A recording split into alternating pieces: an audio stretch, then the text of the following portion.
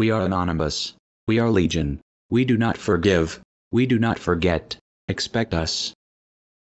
Bonjour les amis. Alors il y avait les Anonymous, comme vous avez vu, hein, qui c'était des grands hackers, les plus grands hackers, on croyait. Ben non, il y a meilleur que, je peux vous le dire, c'est PlayStation, la PlayStation qui a réussi à créer le hack du siècle, car avec un seul mot que vous placez sur un site commercial, le site s'écroule. Et oui, c'est pour la PS5, ça a été une catastrophe. J'ai cherché depuis hier soir jusqu'à minuit et des poussières à l'avoir, et aujourd'hui encore sur tous les sites ça s'est écroulé, mais je l'ai enfin eu mes amis, et oui je crois bien, en tout cas j'espère la recevoir, mais j'ai réussi à la commander. Je vous dis à tout de suite.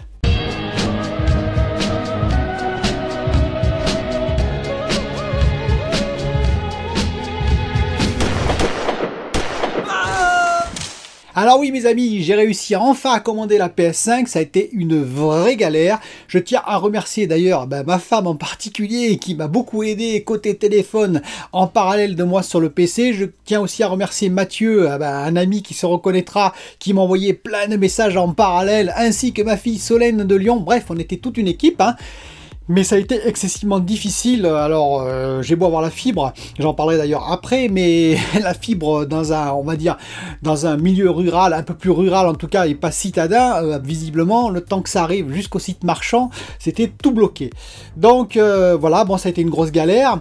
On va également parler un petit peu aussi de fiabilité, hein, parce que j'ai eu des retours de votre part et je suis un petit peu surpris sur les chiffres. Je vais en parler de la Xbox Series X, parce que pour l'instant la PS5, il n'y a pas grand monde qui l'a, hein, parmi vous. D'ailleurs j'attends vos retours dès que vous l'aurez, comme j'ai eu des retours pour la Xbox Series X. Et on va parler surtout aussi de ce célèbre résultat qui est arrivé comparatif Assassin's Creed Valhalla, et bien entre la PS5 et la Xbox Series X et S.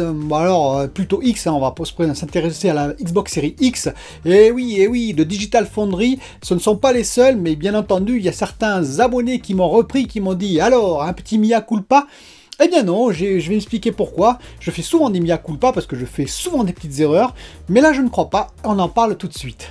Alors, petite information pour commencer, je suis chez Orange, et oui, chez Orange, c'est-à-dire que j'ai basculé de Red SFR chez Orange, je vous en avais pas parlé, mais je suis chez Orange et ça marche très bien. Donc pour l'instant, j'ai essayé GeForce Now dessus avec le Watch Dogs Legion, un petit peu, hein, je vous ai dit, c'est pas le jeu qui me kiffe vraiment, mais écoutez, ça marche très très bien. La box d'ailleurs, je vais faire un petit comparatif rapide vis-à-vis de Red SFR, même la box, la box live sur la télévision, on va dire sur le téléviseur, tout ce qui est menu, etc. est quand même bien mieux fait, bien plus complet. On voit que c'est quand même plus poussé. Alors donc oui, pour l'instant c'est assez satisfaisant, même si le prix est supérieur, et ça il faut pas se leurrer, c'est quand même plus cher, hein, que Red SFR. Mais comme on dit, hein, on n'a pas rien sans rien apparemment, et en tout cas pour l'instant le débit est constant, il est aussi rapide, voire plus rapide même que encore Red SFR. Je vous dirai si j'ai des baisses, bien entendu, croyez-moi, moi je suis toujours transparent, et si jamais j'ai le moindre problème, je vous le signalerai, mais pour l'instant, effectivement, Orange, ça marche pas trop mal. Alors revenons maintenant sur notre PS5 et Xbox Series X. Alors pour commencer la PS5, la commande, hein, donc j'ai réussi à l'avoir, chez qui? Chez Amazon. Alors je vais vous dire, j'ai eu une chance incroyable parmi tous mes malheurs, hein, parce que voilà, c'est-à-dire que je l'avais réussi à la précommander sur ces discounts, mais je n'ai jamais pu aller jusque, vous savez, le panier, j'avais tout préparé, hein, impossible d'aller jusqu'au panier. Je l'ai eu sur un autre site, la Fnac, entre parenthèses, impossible d'aller jusqu'au panier. Ça a été une catastrophe de bout en bout, voilà, tout était bloqué, ça s'actualisait, je pouvais commander, la mettre dans le panier, j'avais tout préparé, hein, mes identifiants et tout, mais impossible d'aller plus loin, etc., etc. Et Amazon, à 13 h, je me suis connecté, j'ai dit, dernière chance, hein, Amazon France, hein, puisque apparemment il était sur Amazon UK aussi, mais ça a été vite écoulé. Amazon France, je me suis connecté sur Amazon France, et il n'y avait rien. Pas de PS5 dispo, pas de PS5 dispo, pas de PS5 dispo. J'ai dit, c'est peut-être un fake, ou peut-être qu'en France, Amazon France n'a pas eu de PS5. Et peut-être vers 13h40, comme ça par hasard, ça faisait peut-être 10 minutes que j'avais arrêté, hein. J'ai cliqué, j'ai appuyé, vous savez, sur la touche F5, hein. Boum, disponible. Alors sur le coup, j'ai même pas cru. J'ai peut-être mis 30 secondes, vous imaginez, j'ai perdu 30 secondes, tellement que j'étais surpris de voir disponibilité sur Amazon France. J'ai vite évidemment passé la commande, j'ai vérifié en 30 secondes, même pas en 2 secondes que c'était bon, et j'ai réussi à passer la commande, et je vous mens pas, 1 minute après, plus de disponibilité. Hein. Donc voilà, j'ai reçu le mail de confirmation, je devrais la recevoir normalement lundi. Je suis un peu surpris, je vous avoue, mais tant mieux. Si je le reçois lundi, bah, bien entendu, je vous ferai une vidéo dessus, hein, ne vous inquiétez pas. Et donc voilà, belle nouvelle, belle news, vraiment on va dire surprenante, mais pour une fois j'ai eu un peu de chance. Alors, avant de parler de mea culpa ou pas pour la comparaison Xbox Series X PS5 en termes de performance, je voudrais revenir plutôt sur un petit mea culpa d'ailleurs de ma part, parce que je suis plutôt, on va dire, spécialisé, comme je vous l'ai expliqué, dans tout ce qui est qualification, fiabilité, etc., testabilité, tout ça. Et je vous ai dit, il y a un moment de ça, hein, oui, non, moi je pense que les consoles seront très très bien testées. Il peut y avoir des problèmes de jeunesse, mais bon, normalement ils ne seront pas nombreux, parce que ça a quand même été éprouvé par les équipes Xbox, les équipes de test, hein, Xbox, on va dire, et PlayStation. Ben visiblement, il y a quand même pas mal de problèmes, je l'avoue, de jeunesse, il faut le reconnaître. Alors c'était prévisible, c'est prévisible sur tous les produits, c'est un peu prévisible, mais quand même, je vais vous dire pourquoi, parce que j'ai eu de nombreux retours de votre part, et ça m'a fait extrêmement plaisir sur ma précédente vidéo, et je vous en remercie pour tous les messages de soutien que j'ai eu, merci beaucoup. Hein. Et parmi ces messages, j'ai eu beaucoup de retours de certaines personnes qui avaient eu la Xbox Series X et qui étaient très contents, et je suis heureux pour eux, hein, et j'espère l'avoir également, hein, la Xbox Series X très bientôt. Mais il y en a quand même 3, et oui, sur le nombre, qui m'ont signalé qu'elle était tombée en panne au bout de quelques jours. Voilà, donc 2, 3 jours, 5 jours. Et apparemment, le même type de panne pour les 3, hein, si je ne me trompe pas. En tout cas pour 2, c'est sûr, où c'est l'alimentation qui est tombée en panne. Le troisième, je crois que c'est les prises USB qui ne marchaient pas. Bon, ben voilà, donc ça, effectivement, au moins 2 ont eu la même panne, ça veut dire l'alimentation qui lâche au bout de 2-3 jours.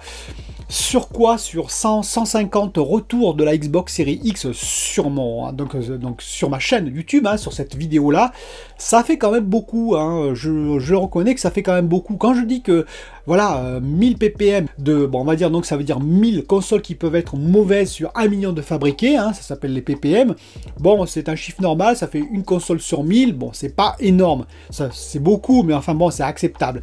Là, on est plus proche d'une console sur 100. Ça commence à faire pas mal quand même. Donc voilà, c'est à surveiller. Je trouvais que voilà, c'était assez important, et plus important que ce que je m'attendais moi personnellement, et je le reconnais. On verra d'ailleurs sur la PS5 si c'est le même taux, ou s'il y en a un peu moins, un peu plus. Bon, c'est pas une catastrophe, hein, c'est pas une console sur 10, voire la moitié des consoles, mais quand même, une console sur 100, je trouve ça un peu beaucoup. Donc c'est à surveiller, entre guillemets. Alors, on va venir au sujet principal qui nous intéresse. Et oui, parce qu'il y a un abonné en particulier qui m'a dit regarde la vidéo de Digital Foundry, que j'ai regardé bien entendu, comparatif Xbox Series X, S et PS5, sur quoi? Sur Assassin's Creed Valhalla, et oui. Et qu'est-ce qu'on voit? On voit une PS5 qui fait un petit peu mieux que la Xbox Series X. Alors je dis bien un petit peu mieux parce que j'ai eu des sites qui ont marqué la PS5 écrase la Xbox Series X sur Valhalla. J'aurais dû faire ce titre, je suis sûr que j'aurais gagné peut-être 10 000 abonnés, j'aurais eu beaucoup de pouces rouges aussi, hein, bien entendu, mais voilà, c'est le genre de titre bien putaclic, elle écrase la Xbox Series X. Soyons modestes, prenons du recul avec ça. Alors, d'où ça peut venir? Parce que, quelle est la conclusion de Digital Foundry? D'ailleurs, ils commentent eux-mêmes hein, ces résultats, je l'expliquerai après. Bon, déjà, au point de vue SSD, alors on va dire qu'au point de vue SSD, parce que le même site marque que le SSD va beaucoup plus vite sur la PS5, le chargement du jeu, que sur Xbox Series X. Soyons sérieux, je pense qu'ils n'ont pas vu la même vidéo que moi, ou je ne comprends pas, puisque dans un cas nous avons 23,30 secondes, je crois, de chargement, dans l'autre cas peut-être 26 secondes, 3 secondes de plus sur 30 secondes pratiquement. J'appelle pas ça une différence flagrante. Oui, ça va un peu plus vite. Et attention, je ne diminue pas le résultat de la PS5. Hein. La PS5, par exemple, dans Spider-Man Morales, c'est hyper rapide en termes de chargement. C'est très très prometteur. D'ailleurs, j'en ai acheté une, hein. C'est pas pour rien. J'espère bien que c'est prometteur. Ça veut dire que effectivement, le SSD, quand il est pleinement optimisé et utilisé, c'est-à-dire par exemple sur des exclus PlayStation qui vont venir, si c'est bien optimisé pour le jeu, enfin que le jeu est bien optimisé pour la PlayStation 5, je suis sûr que ça ira hyper vite.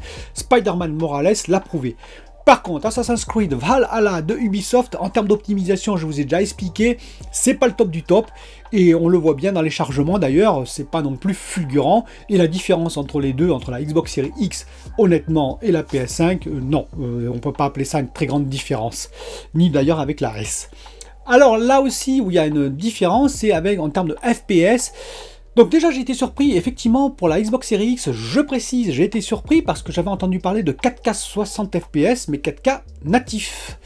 Bon, le natif apparemment, foot.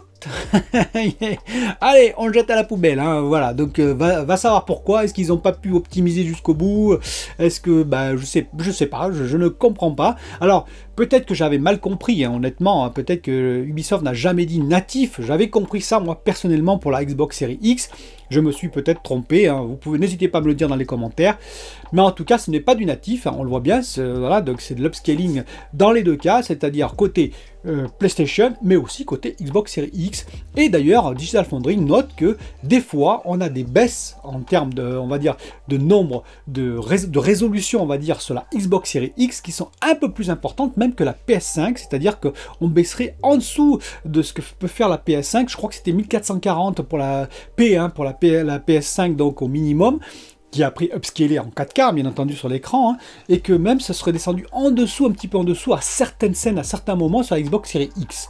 Et également les FPS sont à peu près à 60 FPS tous les deux, mais de temps en temps, il y a des baisses sur les deux, entre guillemets, hein, sauf que la Xbox Series X, excusez-moi, serait un peu plus bas encore que la PS5. Quelle est ma conclusion sur tout ça? On pourrait dire, évidemment, que ça vient effectivement du processeur, enfin du GPU.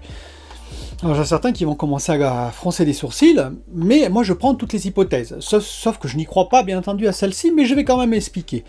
N'oubliez pas, Marc Cerny, en mars dernier, il y a longtemps, période Covid, premier confinement, il avait dit, et à juste titre, il avait dit, oui, mais moi j'ai choisi moins de compute unit pour la PS5, mais des compute unit avec une fréquence plus importante, car en termes de rasterisation, en particulier, rasterisation, c'est-à-dire, vous savez, la fabrication des polygones élémentaires pour fabriquer une image 3D, hein, c'est un peu la concurrence avec le ray tracing, c'est un peu différent, mais voilà, c'est la concurrence avec le ray tracing.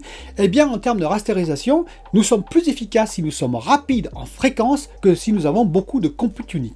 Ce qui peut être vrai.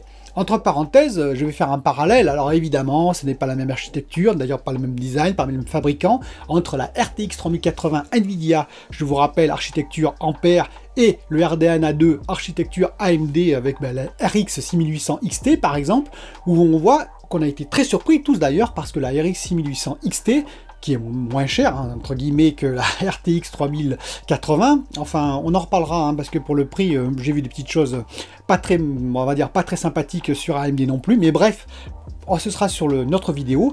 Eh bien, la fréquence de AMD, je vous rappelle, c'est 2,25 GHz, donc le RX 6800, hein, à 2,25 GHz, donc en mode boost. Et côté RTX 3080, c'est-à-dire de chez Nvidia, on est à 1,7 GHz. Ça, vous ne pouvez pas penser quelque chose d'ailleurs, entre parenthèses, 1,7 GHz côté, on va dire, Nvidia, et bien côté Xbox Series X, 52 compute unit à plutôt 1,825 GHz, et de l'autre côté, AMD RX 6800 XT, 2,25 GHz en mode boost, et la PlayStation en mode boost, 2,23 GHz. Vous voyez, bon, après, attention, hein, entre les deux cartes graphiques que je vous ai parlé, les deux GPU, donc RX 6800 et RTX 3080, les compute units et tout ça, le design est totalement différent, c'est pas tout à fait comparable avec, et puis la mémoire, 16 Go comparé à 10 Go côté RTX, c'est pas tout à fait comparable, mais c'est pour vous donner un peu la philosophie, c'est-à-dire qu'effectivement, si on augmente fortement la fréquence, la rasterisation effectivement, ça peut jouer sur la rasterisation. Mais je n'y crois pas pour Assassin's Creed Valhalla, je vous le dis en toute honnêteté. C'est-à-dire que pour moi, le problème vient d'ailleurs, le problème vient tout simplement de l'optimisation. Bah oui, parce que je pense que voilà, Ubisoft voulait sortir absolument leur jeu avant Noël. On le voit avec la quantité incroyable de bugs, et vous avez été plein de remonter différents bugs, dont certains m'ont fait beaucoup sourire. Oui, je pense qu'ils n'ont pas eu le temps d'optimiser sur toutes les plateformes. Ce n'est pas CD Projekt avec Cyberpunk 2077. Ils ont fait le travail entre guillemets minimal. Ils vont patcher tout ça. Peut-être d'ailleurs qu'il y aura des améliorations en termes de performance sur la Xbox Series X à venir et sur la PS5. Et que donc peut-être que effectivement le kit de développement est un peu moins bien appréhendé côté Xbox que côté PS5. On a entendu parler de ça d'ailleurs plusieurs fois, rappelez-vous. Et que donc sur la Xbox Series X, oui, on est peut-être moins optimisé que sur la PS5. Je ne pense pas qu'il faille parler de hardware, de problème hardware pour l'instant, ou de différence hardware entre les deux machines. Je tiens d'ailleurs à préciser, pour presque terminer ce long discours là-dessus, sur ce comparatif, que j'avais dit depuis longtemps qu'effectivement je ne croyais pas à de grandes différences entre les deux machines. Je l'ai dit dans les précédentes vidéos avant que je ne sois malade et que je sois tout raplapla, mais que j'avais dit qu'effectivement on ne verrait pas des fulgurances de différence entre les deux machines, que les deux machines étaient très bonnes, et ça vient d'être prouvé, je pense, une fois de plus. Alors vous allez me dire, pas de problème. Eh bien si, problème, parce que par contre, il y a du tearing. C'est quoi le tearing? C'est le déchirement à l'écran quand on n'a pas effectivement pile poil 60 fps. Par exemple, si on a un téléviseur qui est 60 Hz, 60 images par seconde, ou 100 Hz, il va s'adapter à 60 images par seconde. Ok, ça c'est possible. Par contre, si vous avez beaucoup de variations de fps dans le jeu, ce qui a l'air d'arriver, grâce à Digital Foundry et d'autres sites, on voit quand même qu'il y a des baisses de temps en temps. Et bien ça peut causer du tearing, c'est-à-dire qu'à un moment donné, la console va essayer de rétablir les images manquantes, va donc créer entre guillemets des fausses images, et ça peut être un déchirement à l'écran parce que le téléviseur ne prend pas ça en compte s'il n'est pas VRR, Variable Rate Refresh, c'est-à-dire synchronisation comme le G5 par exemple, ou le FreeSync de AMD, ou le G5 de Nvidia avec, vous savez, les écrans PC gamer. Et bien c'est la même chose, le VRR sur les consoles PS5, Xbox Series X doit pouvoir compenser ça. Or, je vous rappelle quand même que la PS5 pour l'instant n'est pas VRR. À ma grande surprise, ils n'ont pas encore installé ça. Ça va venir, ça va être dans un futur firmware, mais ça n'est pas encore installé, ce qui peut poser problème. Et ce qui a posé problème sur la Xbox Series X, et ils l'ont signalé, Digital Foundry, sur des écrans qui n'étaient pas compatibles VRR.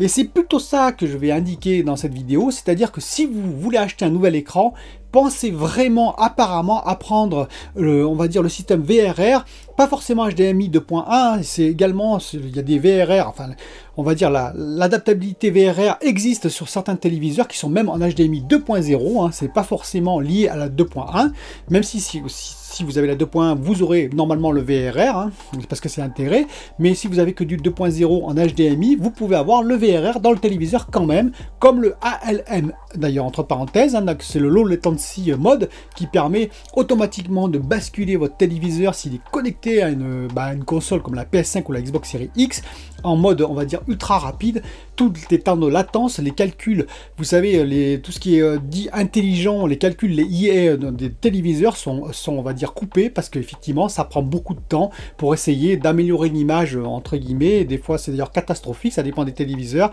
et en tout cas, ça prend beaucoup de temps de latence.